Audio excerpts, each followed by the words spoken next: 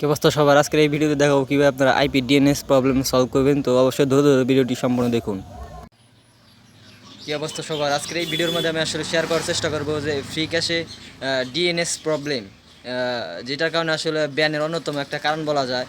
কারণ ডিএনএস প্রবলেমটা হচ্ছে এমন একটি প্রবলেম যেটি হচ্ছে অটোমেটিক আইপি কানেক্ট করলে 70% বা ওই ডিএনএসের ওই জায়গায় ইন্ডিয়া শো হয়। সো এই প্রবলেমটা আসলে কীভাবে সলভ করা যায়, এটা আসলে খুব ইজি ওয়েতে সলভ করা যায়। আসলে এটা যদি না করেন, আপনি খাতায় লিখে রাখেন, অবশ্যই আপনার অ্যাকাউন্ট ব্যান্ড হবে। এই প্রবলেমটা যদি সলভ না করেন তাহলে অবশ্যই আপনার অ্যাকাউন্টটা ব্যান হবে এবং আপনি কাজ করতে পারবেন না। 2000 কয়েন উইথড্র দেওয়ার পরে আপনার অ্যাকাউন্টটা ব্যান হয়ে যাবে।